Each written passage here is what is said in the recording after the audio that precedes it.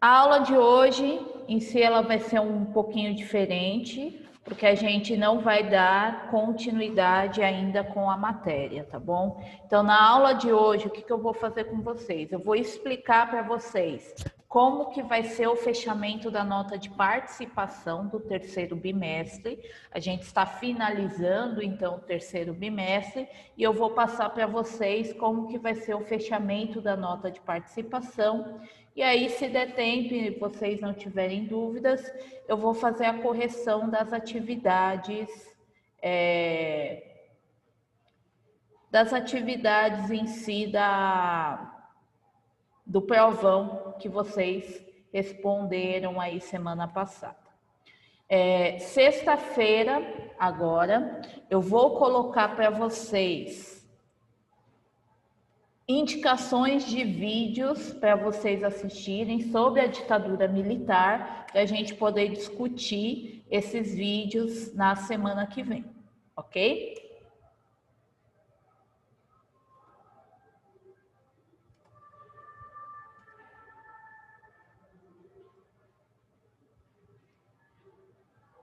Bom, pessoal, então é o seguinte, vocês viram no grupo dos pais de vocês, se ainda não viram, vão ver, que eu mandei para vocês a lista de pendência das atividades.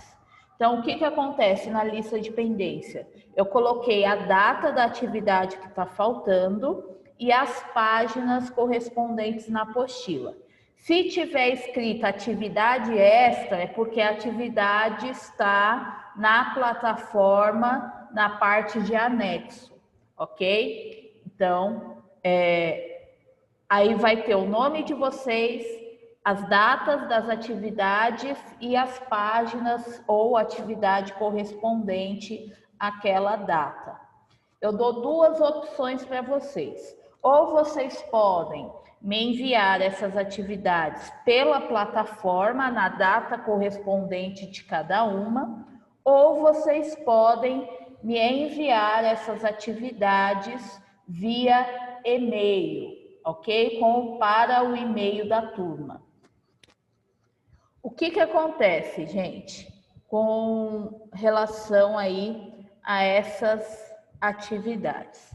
Se você for enviar por e-mail, não quero que você envie todas as atividades de uma vez por e-mail. Eu quero que vocês enviem data por data, separado, para que eu possa fazer o registro certinho da atividade. Por quê? Tem atividade que são várias páginas. Então, você precisa enviar data por data, ok? Com as devidas páginas. Esse é um ponto que vocês precisam saber. Qual é outra coisa importante? Quem está me devendo atividade tem até o dia 9/10, que é sexta-feira agora, às 19 horas, para me enviar as atividades, ok? Não enviou as atividades dentro desse prazo, 19, deixa eu ver aqui.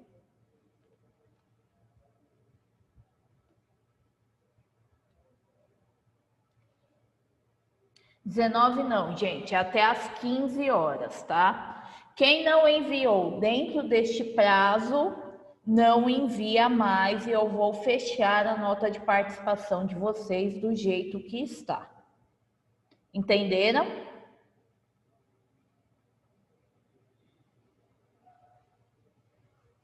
Pessoal? Sim, entendemos. Ok. Como vai ser calculada a nota de participação de vocês, gente? Então, vamos lá. Vocês têm um total aí, ó. Nós temos a atividade. Aqui tá errado as datas, tá bom, gente? Mas eu vou falando as datas corretas para vocês. Então, nós temos aí a atividade do dia 22/7. Essa atividade vale 1 ponto para aqueles que entregaram dentro do prazo. Então, quando eu falo entregar dentro do prazo, gente, eu estou falando entregou na data que eu pedi, ok? Então, eu dou a aula de quarta-feira para vocês, vocês têm até sexta-feira para me entregar. Então, quem entregou dentro do prazo certinho, que estava na lista, ganha 1 ponto de participação, ok? Quem entregou fora do prazo é meio ponto e quem não entregou não ganha nada por essa atividade. Aí a gente tem a atividade do dia 22/7, do dia 29/7, do dia 5/8, do dia 12/8, do dia 26/8, do dia 2/9. Essas duas últimas estão cadastro errada, ok? É do dia 16/9 e do dia 23/9. Na tabela de vocês está correta a data, ok? E aí, o que acontece, gente? Essas atividades, elas vão valer 1 ponto para quem entregou no prazo e meio ponto para quem entregou fora do prazo. Como eu sei quem entregou dentro do prazo e fora do prazo? Eu fui anotando conforme foi passando as semanas. Então, eu tenho aqui em branco aqueles que entregaram dentro do prazo e pintadinho de azul aqueles que entregaram fora do prazo. Então, eu consigo controlar quem ganha 1 ponto e quem ganha meio ponto. Quem vai entregar essa semana é meio ponto, porque já está fora do prazo. Lembrando que todas essas atividades já foram corrigidas. Então, basicamente, vocês não têm um trabalho de realmente fazer a atividade, porque elas já foram corrigidas. Se vocês repararem, são no total, então, de 8 atividades. Então, vocês ganham 8 pontos de participação por cada atividade. E recebem mais 2 pontos pela participação de vocês durante as lives, ok? Então, quem participou da maioria das lives, esteve presente na maioria das lives, ganha os 2 pontos. Quem esteve presente em poucas lives ganha 1 ponto. Entenderam?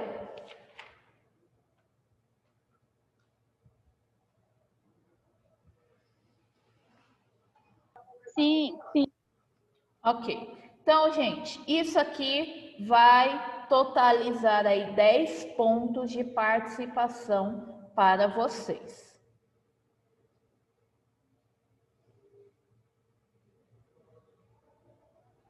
E aí, o que acontece? Essa nota, ela vai ser somada à avaliação mensal que vocês fizeram, tá? Em história, que foi aquela atividade individual de cada matéria, mais a nota do provão que vocês fizeram semana passada. E aí, o que acontece? Professora, se eu ficar mesmo assim com nota vermelha, se você mesmo assim ficar com nota vermelha, eu vou passar para vocês pela plataforma um formulário com atividade de recuperação daqueles que precisarem. Eu acredito que vão ser poucos alunos que irão precisar, mas caso seja necessário, vocês vão ter a oportunidade de fazer um formulário de recuperação, ok?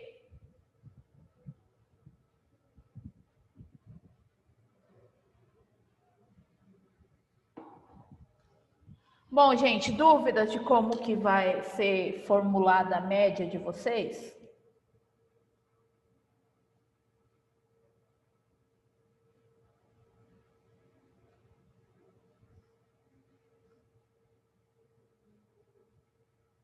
Não? Ok. Então, gente, não se surpreendam, tá bom? Tem muitas pessoas que ficam falando, professora, eu entreguei todas as atividades, por que minha nota não foi 10? Simples, gente, porque você pode ter entregue todas as atividades, mas se entregou fora do prazo, a nota é menor do que com aqueles que entregaram dentro do prazo. Ok? Dúvidas? Não, nenhuma. Nenhuma. Muito bem. Então, vamos às correções das atividades do provão de vocês. Vocês acharam difícil o provão, gente?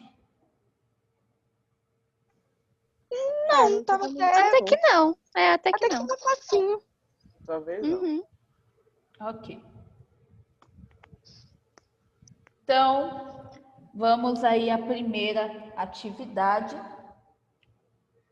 Samuel Freitas, lê para mim o primeiro exercício.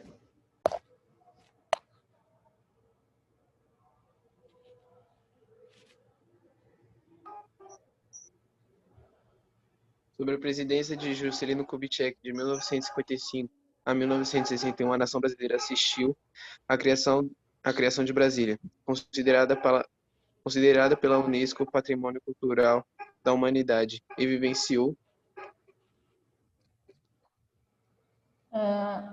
Ana Luísa, lê o item A para mim.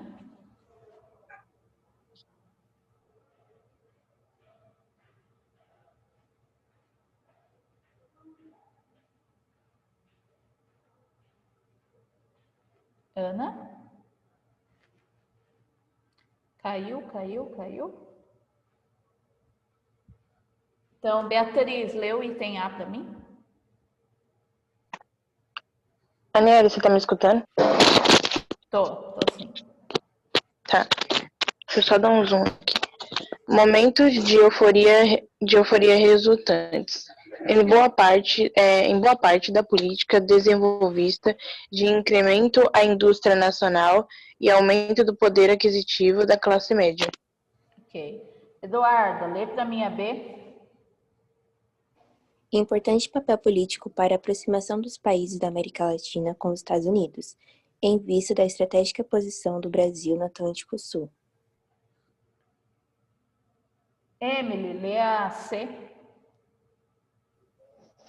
Época de forte repreensão política ao operariado e descaso para com a interiorização do desenvolvimento econômico. Santana, lê a D para mim. Leio um período predominantemente liberal em termos econômicos, o que pode ser exemplificado pelo início da construção da Companhia Siderúrgica Nacional. E aí, gente, qual das alternativas vocês acham que é?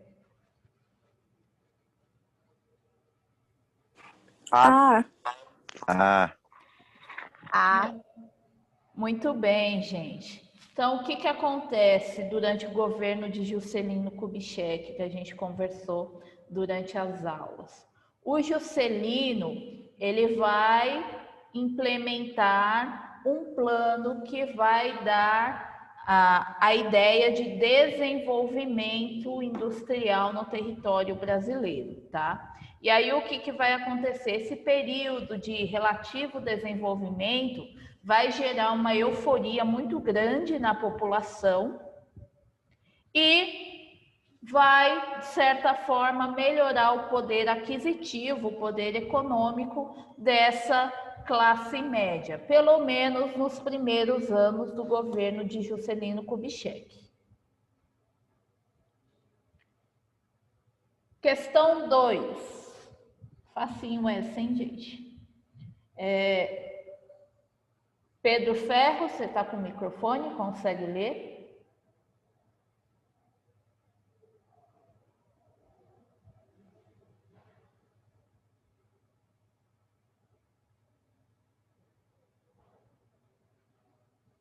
Acho que não, né?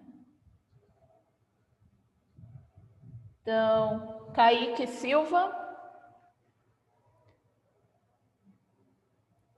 Lê da tela, Kaique, são as atividades do provão.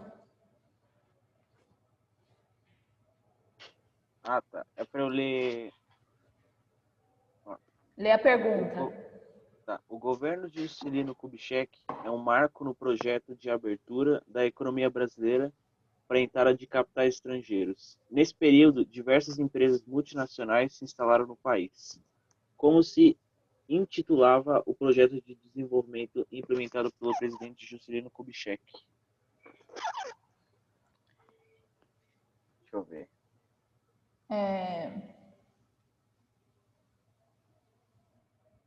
Laís, lê as alternativas para mim. Pode ler todas, que essas são pequenas.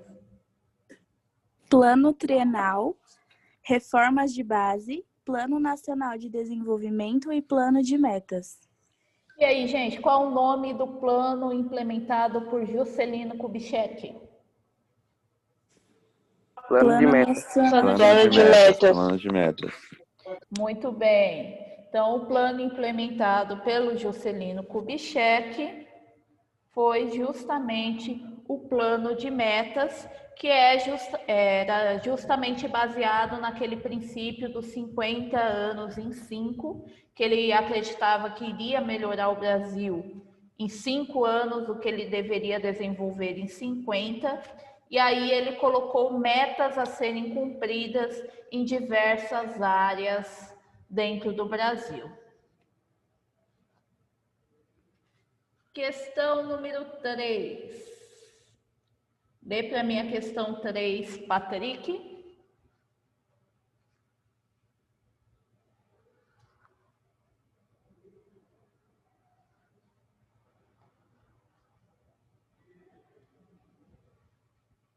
Patrick? Seu som não está saindo.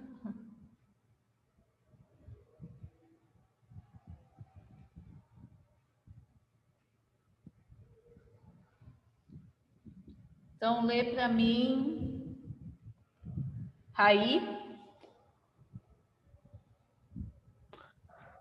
Foram características do breve governo Jânio Quadros em 1961.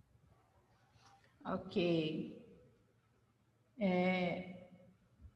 Rebeca, lê para mim o item A.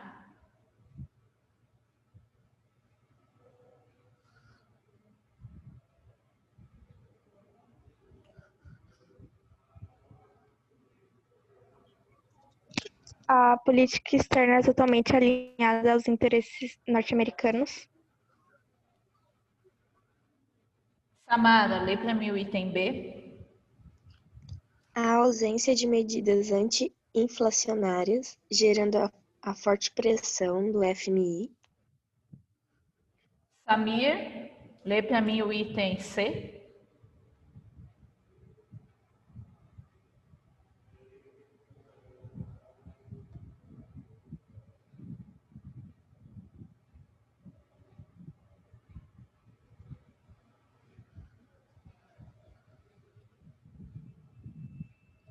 Samir não consegue falar, então Samuel Almeida, lê para mim o item C. O estilo personalista e polêmico do presidente, além de uma oposição conservadora da política externa independente de seu governo.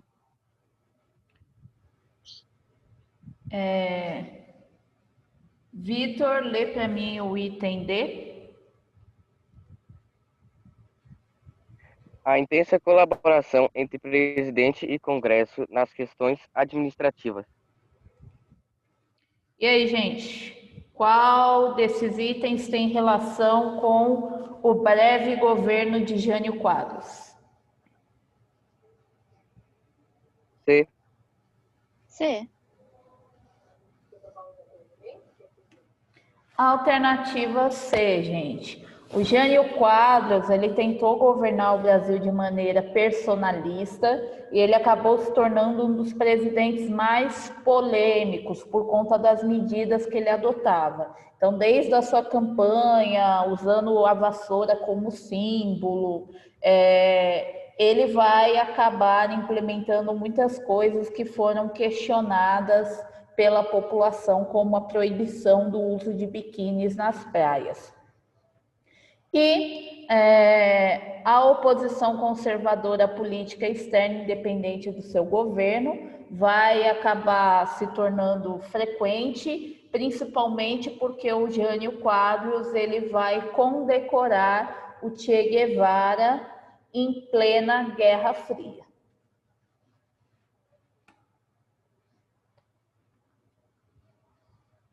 Próxima questão, lê para mim a questão, Vitor.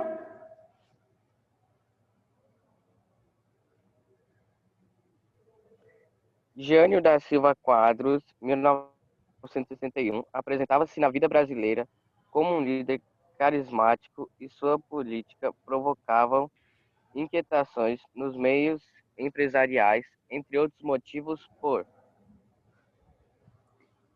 Vitória França, lê para mim a A e a B. Valorizar constantemente o cruzeiro, graças a artifícios contábeis, conceber subsídios federais para vários produtos como trigo. Yasmin, lê a C e a D para mim. Eu, né, Anélia Barbosa? Isso. Tá. C. Adotar uma política populista de descongelamento dos salários. D. Determinar medidas que geraram uma grande restrição do crédito bancário. E aí, gente, qual das alternativas do governo de Jânio? D. D. Muito bem, alternativa D. As medidas que o Jânio Quadros adotou acabou causando uma grande restrição do crédito bancário, que é justamente você ter acesso a cartão de crédito para você poder consumir em épocas mais apertadas, e isso gerou um aumento da inflação no território brasileiro.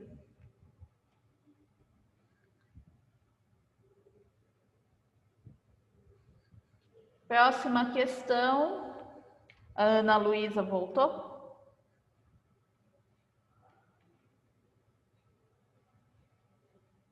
Não? Então, Bia, lê para mim a próxima questão. Espera aí, Aniele. Após a renúncia de Jânio Quadros, em 25 de agosto de 1961, os ministros militares julgaram inconveniente à segurança nacional o regresso do presidente João Goulart, não sei se é assim, então no estrangeiro, ao Brasil, a fim de tomar posse. Temendo a deflagração de uma guerra civil ou golpe militar, o Congresso contornou uma crise, aprovando um ato adicional à Constituição de 1946 para limitar os poderes do novo presidente. Por esse ato adicional, Eduarda, lê para mim a A e a B. Foi instaurado o sistema parlamentarista do governo. O vice-presidente não seria mais considerado presidente do Congresso Nacional. Emily, lê a C e a D. Admita-se a pena de morte para os casos de subversão. Instalava-se a Revolução de 1964. Muito bem. Então, gente, o que foi o ato adicional? A. Letra A. Muito bem. Então, vocês viram aí que após a renúncia de Jânio Quadros, para que João Goulart, que era o vice, pudesse assumir o poder, foi instituído no Brasil o sistema do parlamentarismo, porque dessa forma o presidente não teria poderes de fato para governar o país e o poder estaria nas mãos do parlamento. Ok? Então, gente, vamos para a próxima questão. Lê para mim a próxima questão, Henrique Santana. Após o parlamentarismo ter sido derrubado no plebiscito de 1963 e os plenos poderes presidenciais terem sido restabelecidos para João Goulart, foi montado um quadro administrativo, com nomes como Celso Furtado e Santiago Dantas. A partir disso, foi criado o Plano Trienal, que tinha como objetivo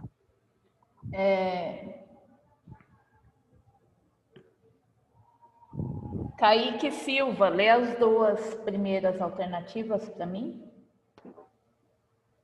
Promover a emissão de papel moeda para combater a inflação. E B, promover o combate à inflação e o crescimento econômico. Laís, lê as duas últimas. Promover a integração econômica do Brasil com a China e promover reformas no Exército a fim de anular os elementos que defendiam uma intervenção no governo. E aí, gente, qual a alternativa? B. Letra B. Muito bem, gente, letra B. O objetivo do plano trienal era combater a inflação e gerar o crescimento econômico no Brasil. Como? Através de reformas de cunho social para gerar empregos para a população e ampliar o consumo interno no país. Só que isso acabou não dando muito certo, justamente por conta do golpe militar. Tranquilo, gente? Tranquila. Foi tranquila a prova, né? Para vocês. Foi. Foi. Pelo menos essa parte de história, eu pensei em colocar somente os pontos principais mesmo do que a gente havia discutido em aula, tá bom? Bom, gente, então, por hoje é só, ok? Quem está com atividade pendente, não deixa de fazer as atividades, lembrando que vocês têm até sexta-feira, às 3 horas da tarde. E sexta-feira eu vou postar para vocês indicações de alguns vídeos, documentários sobre o regime militar, para a gente poder discutir na semana que vem. Ok? Então, também não deixem de assistir. Certo?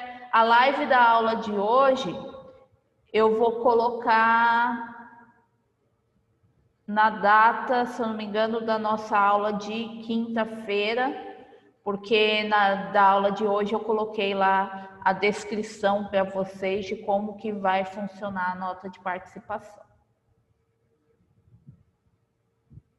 Bom, gente, por